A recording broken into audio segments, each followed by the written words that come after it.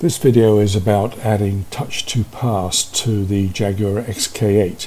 Touch to pass is also known as tap to pass, one touch turn signal, one touch lane changer, lane change signal, lane change assist, triple turn signal, 3 blink turn signal. No one seems to know what actually to call it. All those names are used by different automotive manufacturers. Basically, it's where you apply the turn signal without moving it all the way to the latch position, whereupon it flashes usually 3 times. Sometimes it's more, sometimes it's less, but for most manufacturers the default is 3.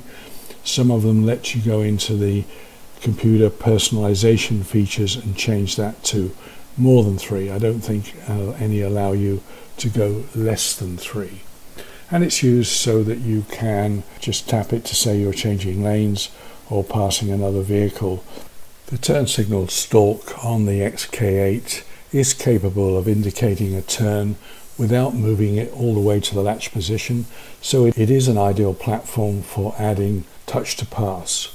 The last picture was from my 2004 owner's manual, and this picture is from a 2000 manual, and it does not indicate that there is this first position that may be held and will not latch. But I checked with a friend of mine, Jeff, who has a 2000 coupe, and he tells me that he has exactly the same facility with his, in that if he's just making a lane change or passing and moving the wheel only a short distance where it wouldn't actually go into a situation where it could automatically cancel, he uses that all the time. So it does apparently exist on earlier cars.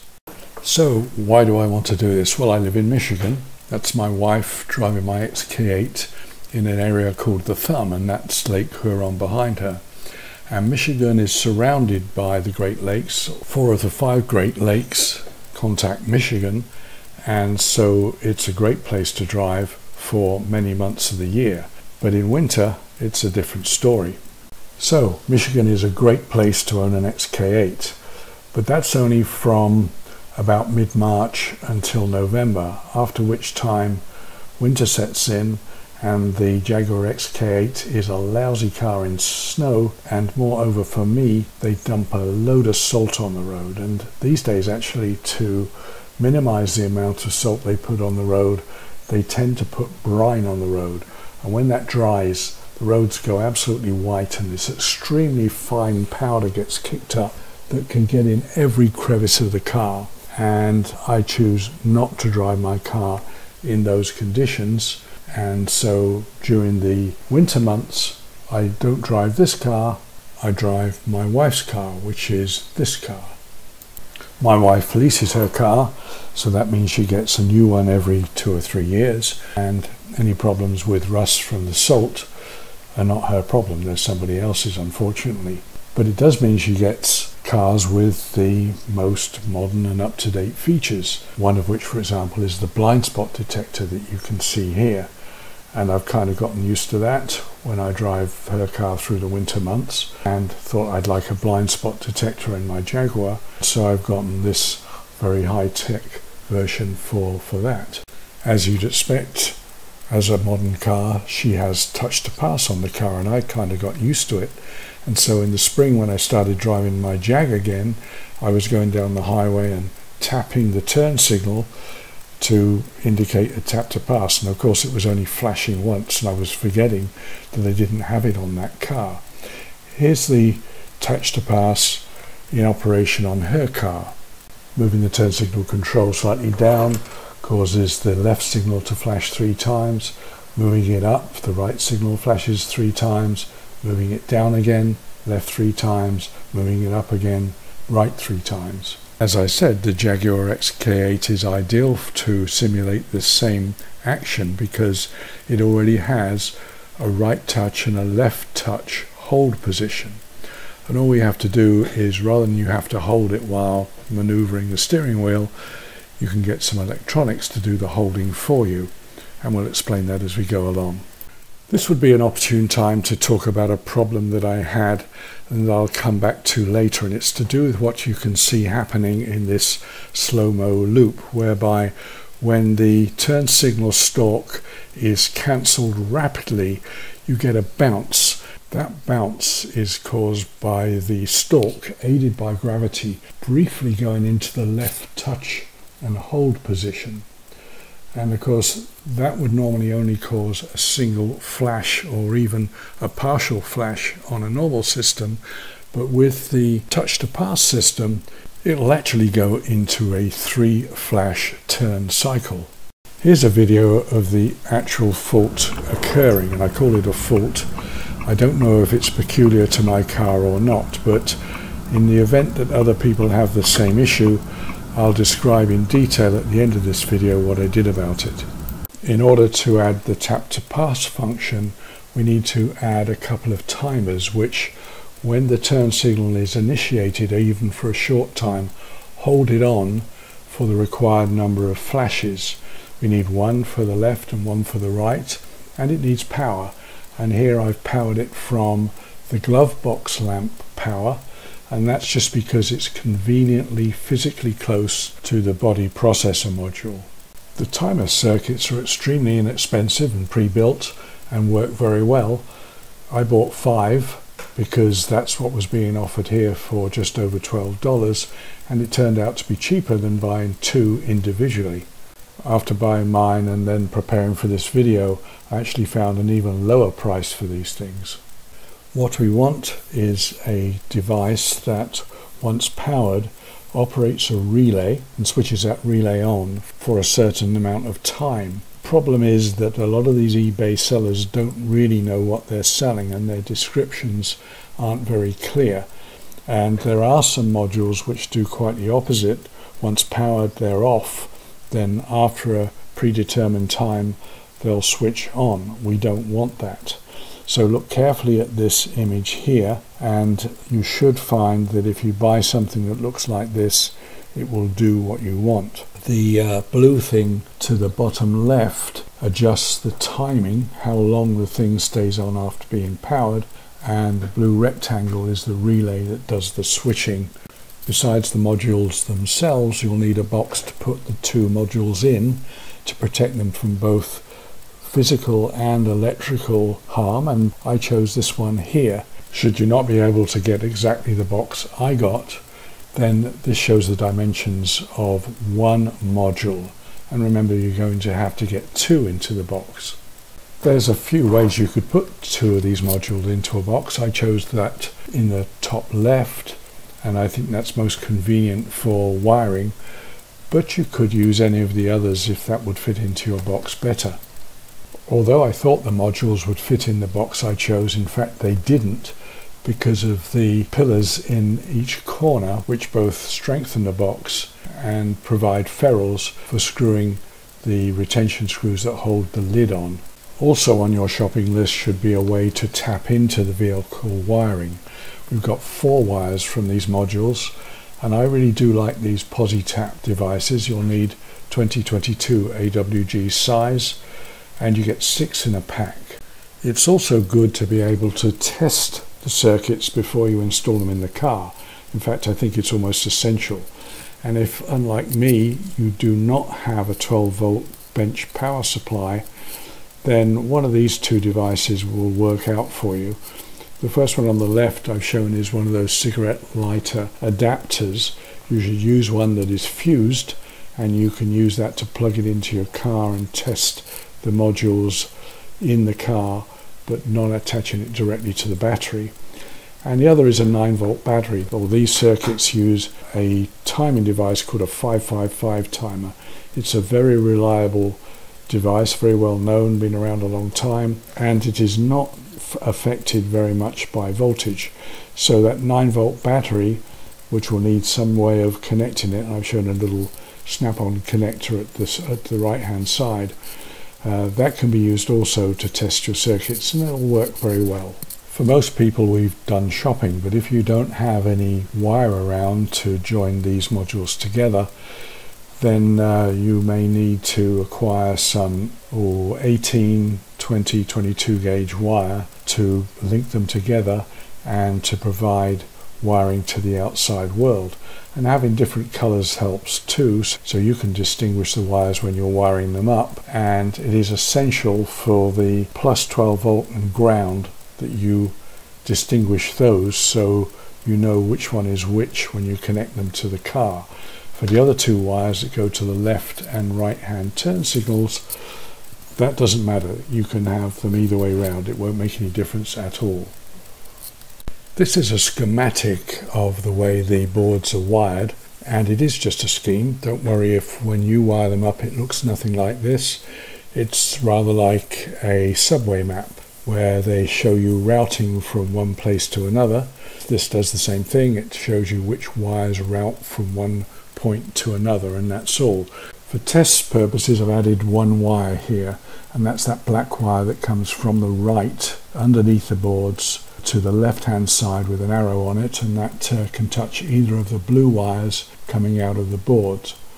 At the top left you'll also see an indication of how you adjust the timing, and it's rather logical. Turn it counterclockwise and the timing is less. That's to say there'll be less flashes in this touch to pass circuit, and if you turn it to the right clockwise it'll do more flashes before switching off. As I said, what you saw before was a schematic, and this is more like a real wiring circuit might look like. When the circuits are operating, you'll see there are LEDs on the board, and we're looking at the top one here.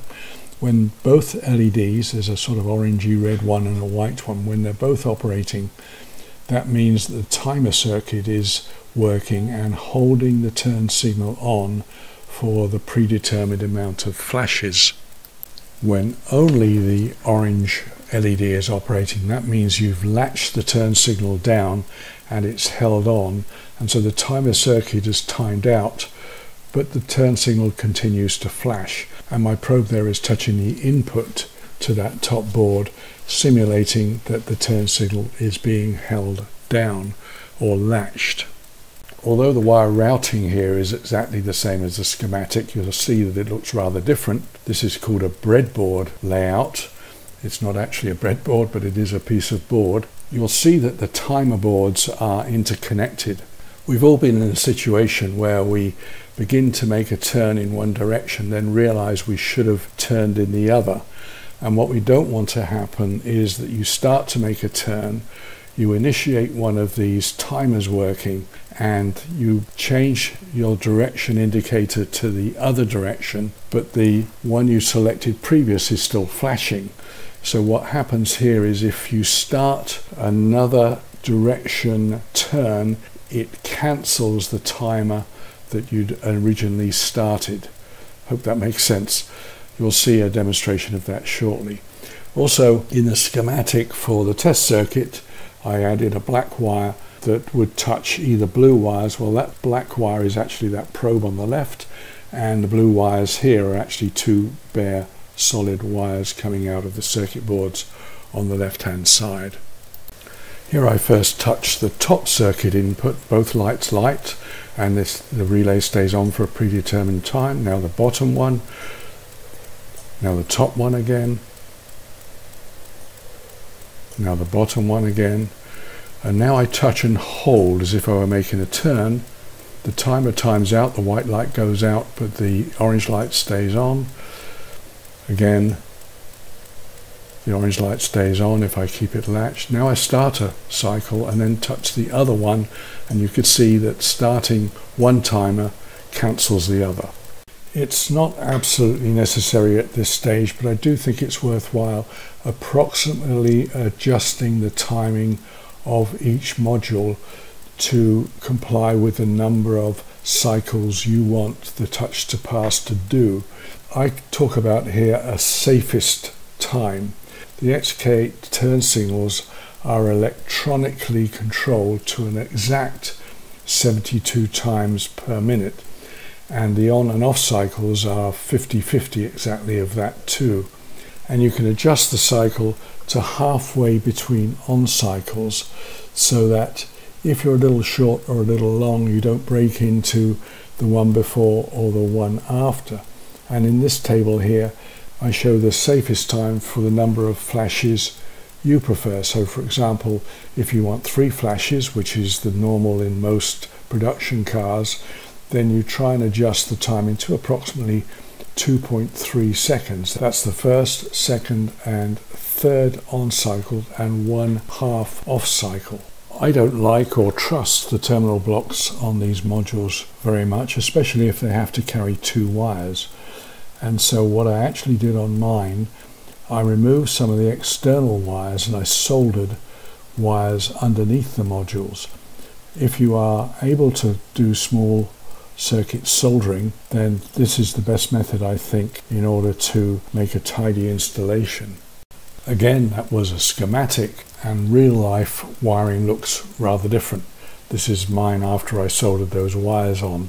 With the wires soldered to the bottom, I now only have wires attached to the terminal blocks that go to the outside world. I made my wires about 12 inches long, and that's longer than is required when the module's installed in the car, but it does allow you to have a little extra to work with so you don't actually pull on them. Afterwards I just rolled them up, held them with a zip tie and tucked the surplus away. With these modules and my box, I had to remove 2 corners from each module in order to make them fit in. Also, in order not to put too much strain on these crummy terminal blocks, I put a loop into the wires before I inserted the modules into the box, and I also added a cable tie afterward so that pulling on those wires would not again put any strain on the terminal blocks. The way I held the circuit boards into the box was to put some adhesive mounting pads at the bottom. Those pads are kind of spongy but quite thin, and I left the top release tape remain, and then I used some sponge that I got from something in some packing, and I cut that and I put that on top of the boards, and then when I put the lid down, that held them very, very tight, and I don't expect them to move anytime soon. I expect some purists to be quite critical of the way I've retained the modules in the box, mostly on the grounds of thermal management. I think that would be true for most circuits, but these operate for a very short time and they dissipate very little power during that short time. In fact, the circuits operate only one at a time and they pull about 25 thousandths of an amp at 12 volts. That equates to about 0.3 watts, and that would be for a period of about 2.3 seconds if you choose to set them up for 3 flashes. In energy terms, that's 0.69 watt seconds, also known as joules, and that equates to about 0.164 calories. And if you wonder what 0.164 calories means in terms of heating effect, well, it would raise the temperature of about 3 drops of water by 1 degree Celsius. In other words, there's no thermal consequences to the way I've installed the circuits. In terms of mechanical retention, I expect that any permanent deformation of the sponge material will only serve to contain the circuit boards. With the lid screwed on, I added another cable tie so that pushing on the wires would also not put any strain on the terminal blocks internally. To wire the box into the car, we need to get to the body processor module, which is behind the glove box on both left-hand and right-hand drive cars. To get easy access to the screws that retain the top of the glove box, it's best to remove the cover over the airbag, and that just pries off. If you have a plastic tool, you should use that. You can also pry off the cover around the vent shown on the right of this left-hand drive car.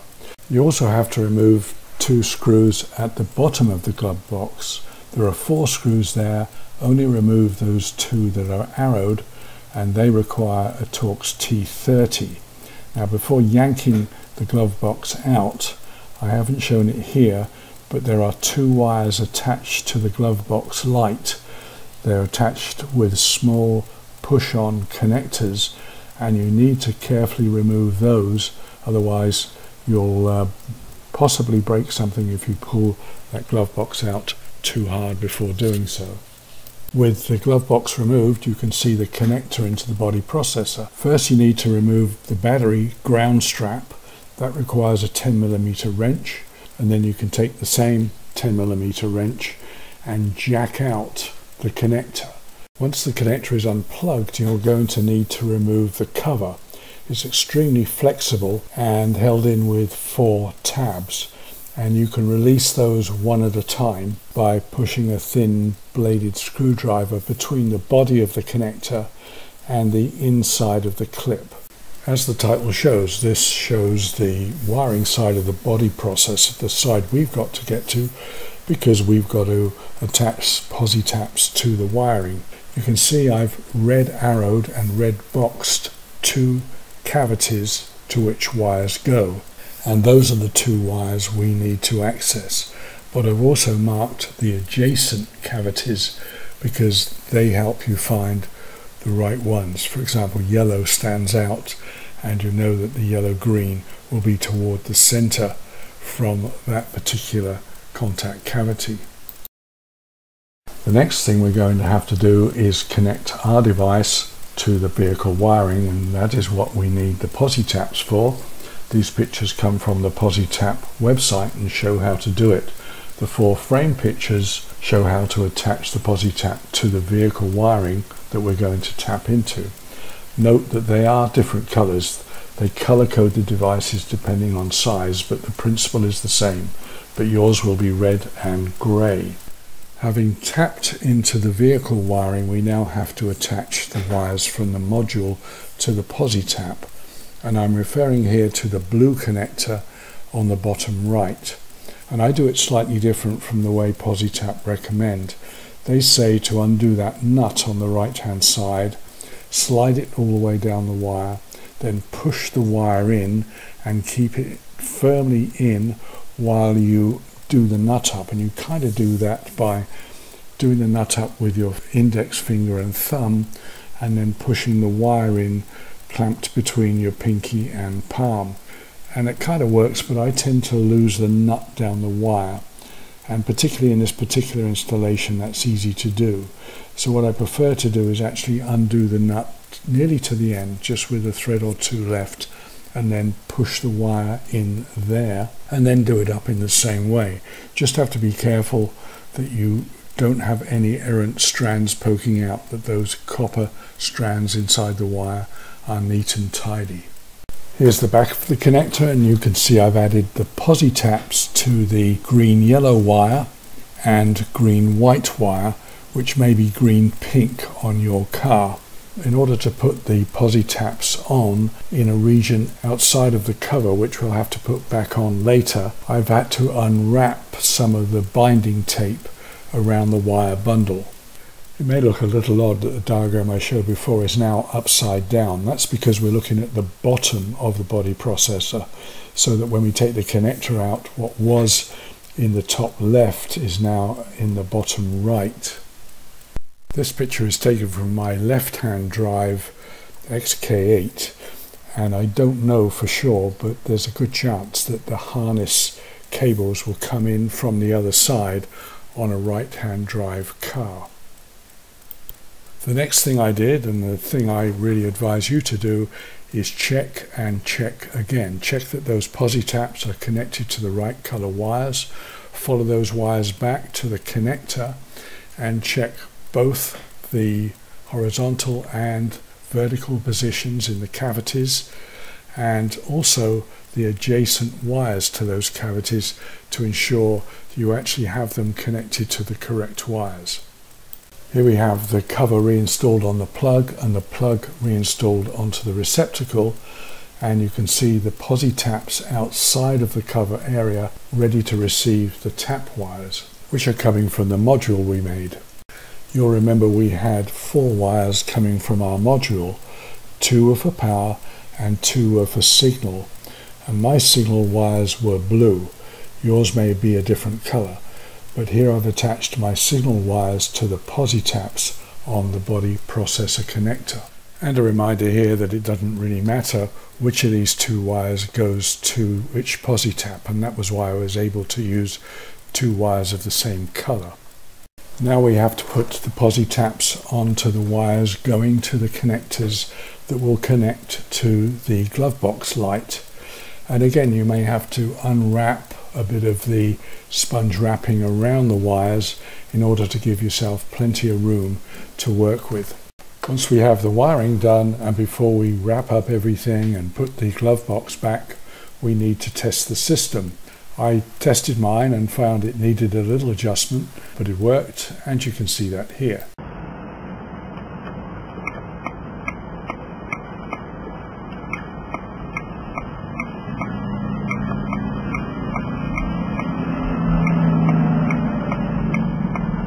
In order to make any adjustments, you're going to have to take the lid off the box. If you're able to reach over, you can put your fingers on those large blue rectangular things, they're the relays, and as you initiate the touch to turn, you should feel which one of those two boxes is clicking as it goes in and after the number of cycles as it goes out. And that will tell you which one to adjust for that side. And then you go to the small blue box on that same board and adjust the little screw. Counterclockwise for less flashes, clockwise for more flashes, and try and get in between two flashes so that, again, if there's any error, you won't cut into the next flash or the previous one. That done, you're satisfied everything works and you've got the required number of flashes on each module. You can put the lid back on and secure everything. You can see here that I strapped the box to an air conditioning vent with a tie wrap, actually two because I didn't have one long enough handy, and you can see the wires going in on the left to the glove box light switch and on the right to the body processor. I tidied up the wires, and actually I can see that I used some split convolute tubing here just to keep things together close to the module box. So what if, like me, you get that overswing or bounce of the turn signal stalk when cancelling from a right turn? Well, I considered a couple of options. One was putting some electronics in just that side of the box that controls the left turn so that it would put a delay in there and wouldn't start the timer for about 1/10 of a second.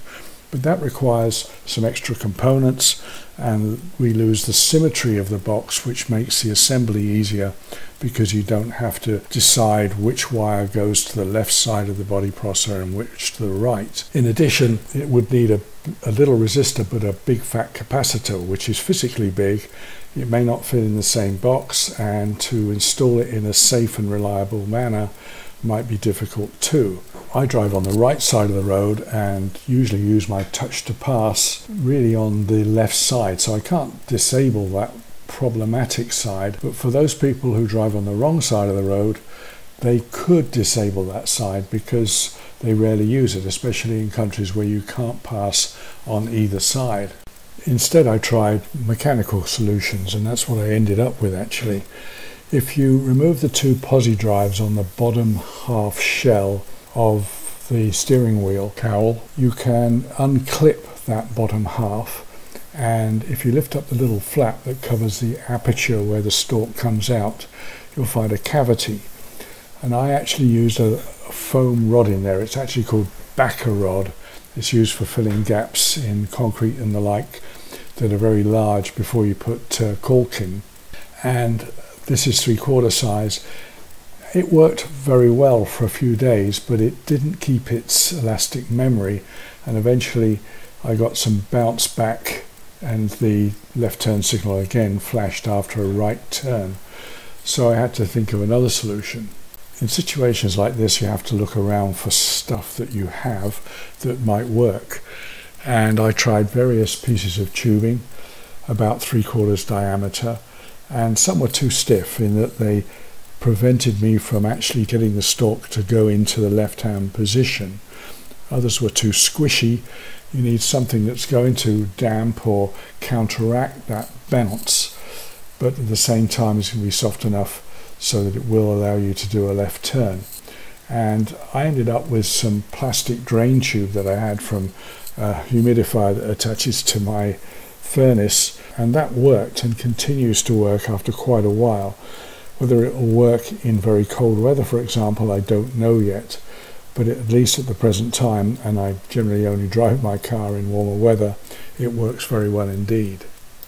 This is the actual piece I used, and you can see that I didn't cut it very square.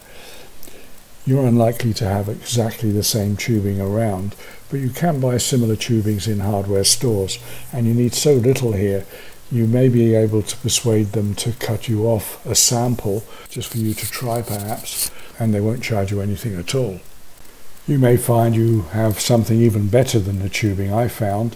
If you want to try something very similar, this is the nearest thing I found at Home Depot, which is the largest chain hardware store in the United States. As I record this, I'm back from a pretty long trip which required quite a lot of highway driving, and I was using my touch to pass for indicating passing or lane changes, both left and right, for quite a lot of the time, and I find it extremely convenient. And if, like me, you get to drive a different car quite often that has touch to pass and get used to it, it's a very good addition to the XK and that I think you'll enjoy.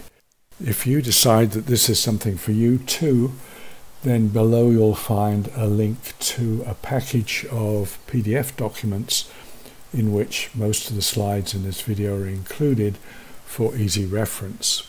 So thanks for watching, and the best of luck with this project.